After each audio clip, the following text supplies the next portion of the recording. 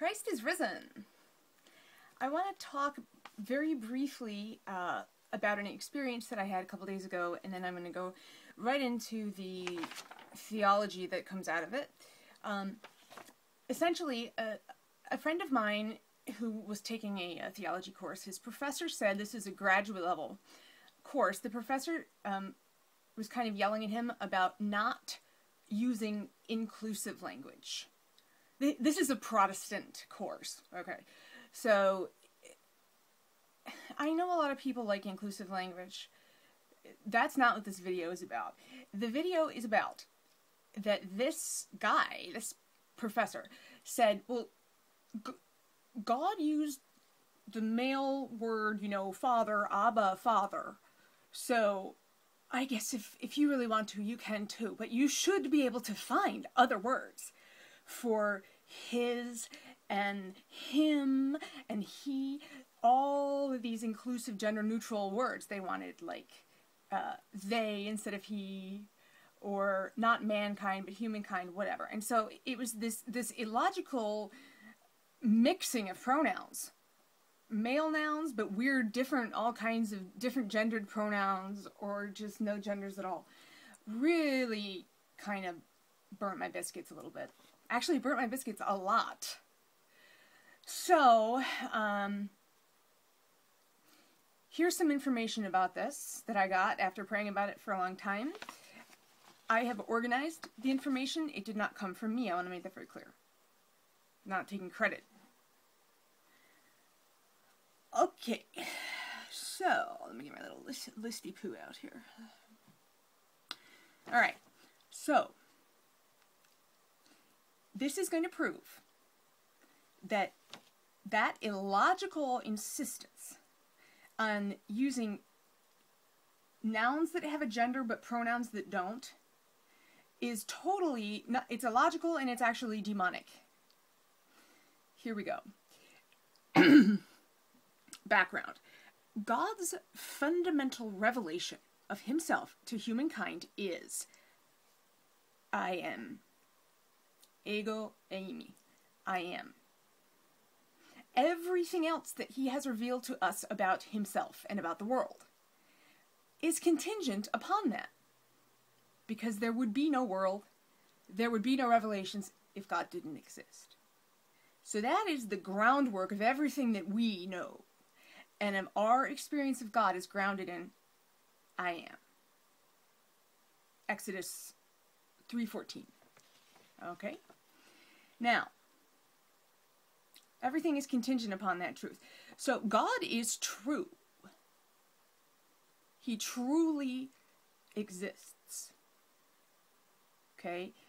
I am holding a bottle of nail polish. This nail polish is truly in my hand because look at it, right? So we equate truth with existence. That's why lies are false, because they're speaking of something or some thought or some concept that actually is not accurate. Okay. So God is true. John 14:16. Truth is the opposite of falsehood. Now, Satan rebelled against God, the true God, the God of truth, and when he staged that rebellion, set himself completely opposite to God, therefore became opposite to God, in that he became false. He became a lie, the father of lies. Lying personified. Because he set himself against the truth. See, there's no middle ground between true and false. There's no middle ground between honesty and deception. There's no middle ground between good and evil. That is a lie. There's nothing that's neutral. And the sooner we recognize that, the better off we're going to be spiritually. So, Satan rebelled, he became false. Now, keep that in mind. The word logic comes from the Greek word logos, which is also the word that St. John the Theologian uses in his gospel to describe Jesus Christ, the opening of the Gospel of John, right? And archie tono logos. In the beginning was the Word. But logos is, it doesn't mean word. That's a Latin thing. When the Bible got translated from Greek into Latin, they used the word verbum for logos, which is word. But we're not going by the Latins, we're going by the Greeks. Because this is the original. Logos. So logos means, and this is a very partial list of words, of definitions. Message, mind, communication, grounds, like philosophical grounds for believing in something, or basis, you could say, expectation, preaching, account, as to render an account of one's activities, reason, and unifying cosmic principle that upholds all of creation. That's the most important one, because Christ is the member of the Holy Trinity who created the world and sustains it. All of those natural laws, for example, the principles of physics, they are there because they were commanded into being by Jesus Christ. Which is why there's really no conflict between science and religion. But that's a whole nother video. Whole nother bag of worms. So, logic then truly means, if something is logical, it is in accordance with, it is in synchronicity with the Lord Jesus Christ and what he has established as being the way things are arranged. That is truly logic. And that was just a text message that I got. Sorry about that. Am I paused now? No, I'm not paused. Okay. Logic then is the province of those who are living in the light of God and who are struggling every day to be godly. True logic comes from logos, comes from Christ. So, if you spurn that wisdom of divine truth, and you insist on replacing it with your own very poor substitute, what you are also doing when you do that is abdicating your God-given discernment to recognize what is and what is not truly logical. Because you're deciding you think you can determine that. Well, you can't. So, these people, like this professor whose name I'm trying not to use, they've rejected comprehension, true comprehension, because they have rejected sensibility. And they have rejected truth, they've sought after deception, and in so doing they have lost their God-given desire for true logical understanding. And they have also forfeited their capacity to even seek it.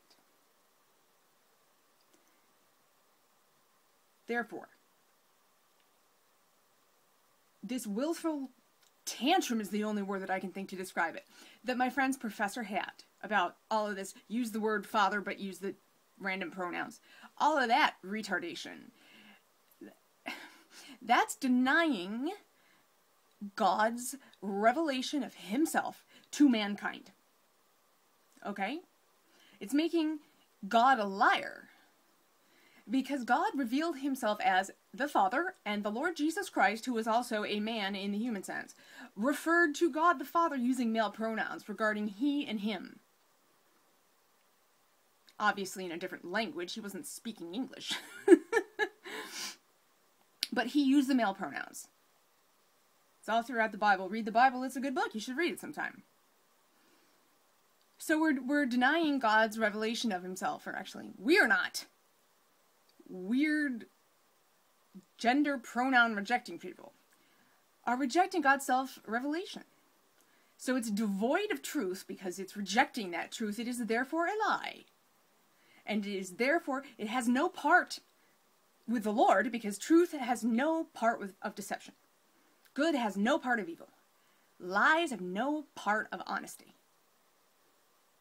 So it's a lie and therefore it has no part with God, including the Logos, the second person of the holy, consubstantial, undivided, and life-creating Trinity. So without the Logos, there is no logic. Without the Logos, thoughts are illogical. So if there's no Logos, and there's no logic, and there's no middle ground, guess what?